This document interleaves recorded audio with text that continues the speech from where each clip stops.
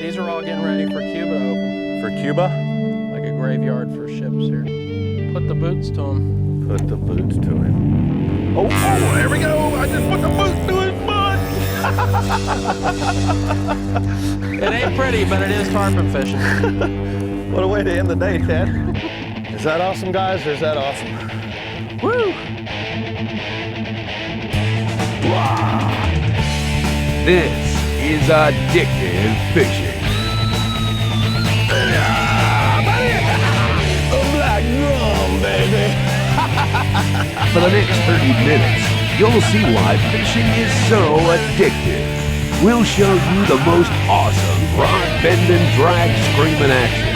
So hang on to your seats for this week's journey on Addictive Fishing. Well, welcome to this episode of Addictive Fishing. I'm your host, Capt Blair Wiggins, and on today's show, we're headed down to the Florida Keys. First, we're headed down to Key Largo. We're going to do some deep dropping on the wrecks. Then we're headed about 35 miles north, going to go catch some bonefish in Biscayne Bay. But up first after the break, we're going to go downtown Mallory Square down to Key West. We're going to be catching some tarpon. Y'all stay tuned to this episode of Addictive Fishing. Beautiful water up in here today. Really from about, this year it started in February, all the way really through till August. We'll have fish in here pretty reliable. We really haven't even had our initial migration yet. These are fish, I think, that have come in from the Gulf of Mexico. You can see what I'm doing here. I'm just plopping the bait. Every time Teddy puts a pretty good handful of bait in the water, I put my bait in there and just drift it right on back with the bait. And what that chum's doing is attracting these fish in here and getting them feeding up and down the line here. And what we're hoping is that they pick up our bait, thinking it's a piece of chum. Is what'd you say, Teddy? Like a thief in the night. Like a thief in the night, Teddy says. Come up and just suck them in. Yeah, it's amazing. They just sneak right in there. How delicate a 50 to 150 pound fish can be picking up one of those baits. And as I'm letting that drift back, I'm actually letting the slack go out of it just so I can feel. I'm pulling back, I'm letting the line out, and I'm following the current back with a rod tip just so I can feel if one bumps it and picks it up. There he is. Come on, let's see some jumping. Oh, that's a big fish. I think I got this one to stick. There he goes. Woo! Nice throwing sound. Oh, there he goes. Nice fish. All right. Captain Blair. It is the poon time. Poon time. This one might be one of those ones we go chase. You never know. I'm gonna have one on here. Do you find that some fight different than the others here too? There is a difference, Blair, the way they fight. You can tell fish that have been here for a while. Yeah. That have been feeding for a couple of days in the harbor, as opposed to new fish that migrate in from the Gulf Stream, what we call new fish, as opposed to resident fish. That the new fish very seldom jump, and they actually roll and gulp because they're in that migrating mode. Yeah. And I'll tell you, an 80 or 90 pound new fish, This guy's coming right to us. sometimes you won't even be able to land on 20. There he goes. Nice jump, nice jump. Good bow. You look like you might have done that once before. Once or twice. There he goes. Up, up. Nope, no jump. He's fixing to jump right there. I thought, no, he's gonna go check out the bottom of the boat. You get around that anchor. Oh! Nothing like fighting them upside down. And if y'all notice here, you don't have to run. You can pretty much stay on the same side of the boat all the time if you want to. Just fight them upside down. If you're over there like he just was when he jumped, stick the rod all the way in the water like that. You ain't gonna break him off most of the time, as long as you're using Power Pro. Just don't cut my anchor line off. He was telling me something earlier about the you know, if you didn't have this shrimp boat trash all around here, you really wouldn't have this fishery. Well, there'd be a lot of guides out of work, I can tell you that. It makes our job quite a bit easier, and it's a key to so much good fishing here in the lower Florida Keys. From the tarpon that we catch in here, out in the Gulf wrecks, the cobias and the permits, and we catch them in here as well. Snappers and groupers, blackfin tunas and little tunny and king mackerel out behind the shrimp boats. And, you know, I mean, my family had shrimp boats up off the East Coast, up off Canaveral, and it's not like the five or six hauls that's a nice fish, that they might make a night, you know, get wasted. Most of that stuff makes it back into the ocean alive, and, you know, this is usually just the last haul of the night, and all this goes to use. I mean, you can see all the different stuff eating it. Come on, baby. We might be able to, oh, I thought you were gonna slide him right up there on the... I thought he was just gonna board the boat himself. Right there. Come here. You get on him? Yep, you ready? Yep. That's one way to break your wrist. Come on, go. Got him? Yep. Tarpon, Key West tarpon. All right. That's a pretty one. Now, is that nice or what? Beautiful fish. He's not a giant Mogan tarpon, but he'll do. No doubt he'll do. Now, you want to lay him down and get the hook out? Let's get her back in the water here and get her support her weight. Which side? Let's go on that side right there. This sun's probably better on this side over here, I think. All right.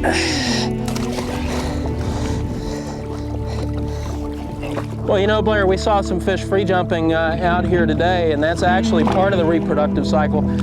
These fish, when they free jump, it's actually something that trout and salmon and freshwater do too, where they're actually trying to move their eggs lower into the reproductive system. Well, this one here, he's kind of small to be. I think this was a male, actually. I saw, yeah.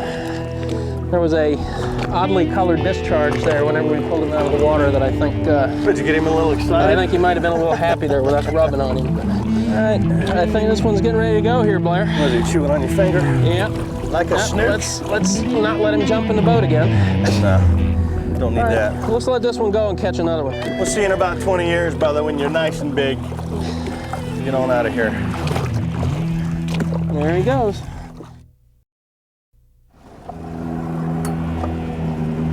Eat it, eat it. Come on, I know you're hungry. Got you right up in front of the wreck, this time on the south side, Blair. Come on, freight train. You should be in the strike zone right now.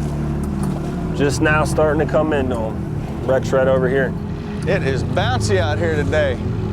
That's a long way down there, George. How deep's this drop we're fishing on here? It's 176 feet to the top of the barge, and on the edge of it sits about 210, 220. Sand all around it, but it's just loaded with fish. It's a long way down there. Almost seems like it's calming down a little bit. It's only calming down to about 15 or 20. This Power Pro, I like using a Power Pro real deep like this because it don't take it long and there's not much drag. What I mean by drag, there's not much, there's a lot of current today and the diameter of the line's so small that it doesn't create much drag against the current. You don't need that much, you don't need a lot of weight to get it down on the bottom and hold it down there. A little cowbird. Hey, he's gonna land on my rod. How about that, huh? Here's your buddy. Yeah, I'm gonna set the hook and he'll end up on the beachway back there. What? Oh, he's a long way from a cow pasture, ain't he? Well, if he'll let me touch him. What's up there, little dude? It's pretty neat, huh? Wild as he can be. Any place, just let me land. This wind is killing me. There he is. Come on, baby, come on, come on. There he is. Oh yeah, oh yeah. Oh yeah. Oh, Nelly. Come on, baby, come on. Out of that hole. Give me a little throttle here. Out of that hole, baby, come on. I think we got him. You got him hooked up. Got him out of that hole. Biggest thing to do is get him out of that hole. At least that's what George said anyway. That's where they go. Just to hammer them hard at first. Oh, there he goes. That's old victory at sea, baby. Look. Oh. I think we got a grown one. Possibly. We're down here off Key Largo. Ooh. Screaming out some drag on that baby. We're with Captain George Clark. And he said, come on down, Blair. The group are eating. And I think we found us a hungry one. What do you think, George? There's something at the end of that line there. No doubt. Boy, he's digging hard too. That's the main thing, just keep him out of that wreck and structure. Just get them out of the holes, huh? Keep the heat on. There's one thing I'm doing now that I haven't done on the show yet before, and that's wear a belt. He said there's some big fish down here, and I'm giving this Cape Fear here a workout with this fish. Well, it didn't take long. You got that bait there and whammo. That was instant, man. Instant. As soon as it hit the bottom, bam! Man, this guy's tugged to him. Well, he just does not want to come up. He ain't want to come out of that hole. Captain George, what have you done to me? I take 5, he takes 10. I take 10, he takes 15. That's all right. It'll be a winning battle here in a minute. He kind of hard to stand up out here today. As you can see, it is white capping out here today. Big time. We were sitting at the dock earlier and George had that look on his face like, oh no, oh no. And I know that look because I've done it 100 times. There's some color down there, way on down. There you go. It's like a nice fish. Nice fish. It ain't looking like the right color though, brother. No. Looking like one of them big old amberjack. Look at that big old lead coming on. He's gonna come around on this side. Yeah. Get that leader over to you. Give me that lead right there. That big old lead, that knocks somebody out. Got him? Yeah. Lay that down. Yeah, they're about whooped when they come up off that bottom, aren't they? Oh yeah, they're a little tired. Come on, guy. Oh, there he is. Tail him. He's tired. All right. There you go. Look at these things. My biggest AJs ever. Amberjack off of Key Largo, brother. Mogans. We'll be right back. A lot of patience and waiting when you're bone fishing. It's not like going out and hooking one every 30 seconds. Not any 6-pound fish either, Blair. These are almost twice that. Push right here. Can you see it? Yep.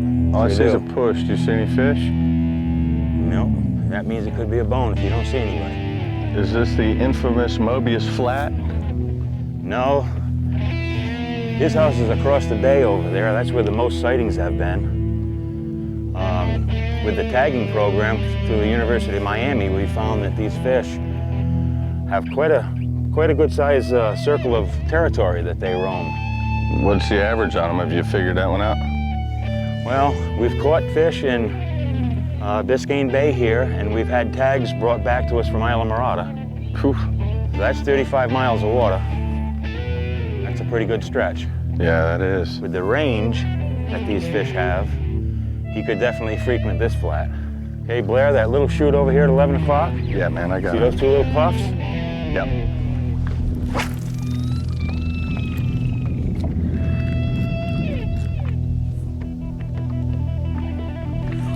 There he is, bonefish on, brother. Yeah, baby.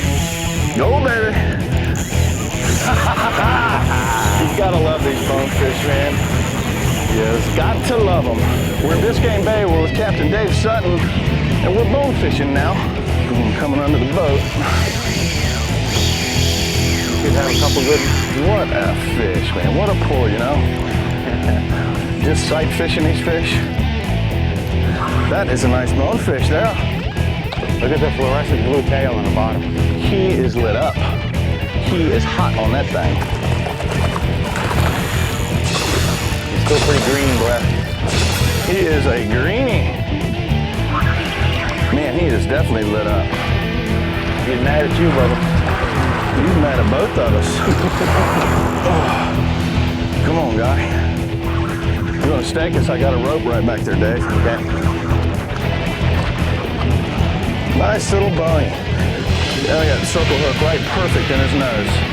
Right perfect. Right in the corner, just like the diagram, right? I'll get him on this side right here. Let me step right where you're sitting. Step back, I want to show this fish off. That is a nice bone. It's pretty thick. It is a thick one. If you want to lift them up to him, you said they'll go totally docile when you hold them upside down, huh? They'll just lay back and relax for you. Look at that circle hook right in his mouth, right where it should be. Come on now, don't make a line out of it. Docile. Talking to the fish. There's the hook out. Let me see if I can. Huh? Want a boga? Yeah, well, I got him, I think, here. Easy, buddy. Man, these guys are strong. Let's get him back in the water. Turn him upside down to get docile, Dave says. Nice Biscayne Bay bonefish. And he ate that shrimp up. Come on, guy. We're gonna let you go here. What a beautiful fish. This is the definite targeted species of the day. Had some rain showers a little earlier this morning, just back and forth like this. Do they get that same lactic acid in here? Yes. In the muscles, yeah. Man, what a pretty fish. You can tell he's got a lot with the color of the fin tips. Yeah, you just let him swim on out? I'd hold him for a little bit, although he's pretty strong. He's got that, he's all lit up. What a pretty fish. Maybe as he's Just seems good and strong, you let him go.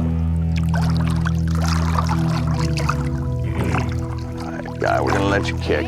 Come on, guy, kick on. That's that tailing we're looking for. Dave, that was my first Biscayne Bay bonefish, and it was a nice one.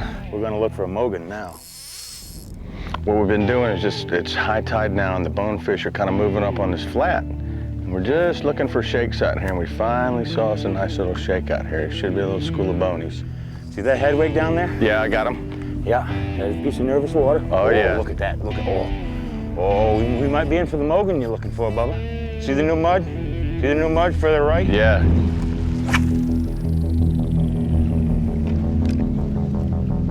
All right, buddy, there they are, coming right at the bow. I think one's got it. Feels like a little. He's got it. There he is. Nice, baby. That's a nice long too. That bro. was nice. That's a nice Look at him go. God. There's your Mogan. Music, brother, music. You think it's Mobius? I don't think it's Mobius, but it's a Mogan.